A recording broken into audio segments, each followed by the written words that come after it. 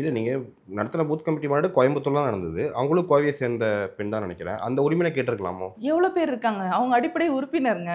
அவங்க அடிப்படை உறுப்பினர் கோயம்புத்தூர்ல எத்தன அடிப்படை உறுப்பினர் இருப்பாங்க பெண்கள்? எல்லாரையும் கூப்பிட முடியுமா?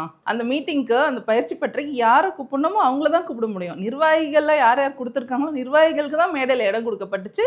மண்டலத்தில வந்து பயிற்சி பட்டறைக்கு யார் யார் பூத் கமிட்டி ஏஜென்ட்ஸா வேலை பார்க்க போறாங்களோ அவங்களுக்கு குடுத்தாங்க. இது எதுலயுமே நம்ம இல்லாம, நான் ஒரு கேடரா இருக்கேன். ஆனா நான் கேடர் தான். ஆனா என்ன நீங்க எல்லாத்துலயும் மேடை ஏத்துங்க. எனக்கு நீங்க அழைப்பு குடுங்க. என்ன நீங்க எல்லா இடத்துக்கும் கூப்பிடுங்க அப்படின்னு நினைக்கிறதே ரொம்ப பெரிய ஆச்சரியமா இருக்கு. எப்படி இப்படி நினைக்க முடியுது ஒருத்தராலன்னு சொல்லிட்டு. இது காது குத்து விழாவோ, சொந்தக்காரங்களோட கல்யாண விழாவோலாம் இல்ல. நம்ம வந்து பேர் போடணும், என்ன கூப்பிடணும் அப்படின்னு கோச்சிக்கிற மாதிரி இருக்கு. இது வந்து மக்கள் சேவை பண்றதுக்கான ஒரு தளம். இதுல வந்து இவங்க கூப்பிடுறாங்க, அவங்க கூப்பிடுறாங்களே இது நம்மளோட கடமை.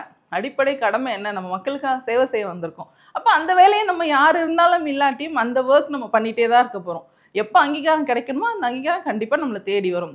வராம இருக்க போறதில்ல. ஏன்னா 20 இயர்ஸா பல விமன் கேடர்ஸ் வந்து இங்க ஒர்க் பண்ணிட்டு தான் இருந்திருக்காங்க ஃபீல்ட்ல. அரசியலுக்கு வருவோம், வரமாட்டோம். எந்த மைண்ட்லயுமே இல்லாம விஎம்ஏல இருக்கோம். தளபதி இத சொல்லியிருக்காரு. பிளட் டொனேஷன் பண்ணுமா? அத போய் பண்ணுவாங்க. ஒரு ஈவினிங் டியூஷன் எடுக்கணுமா? பிள்ளைங்களுக்கு போய் எடுப்பாங்க.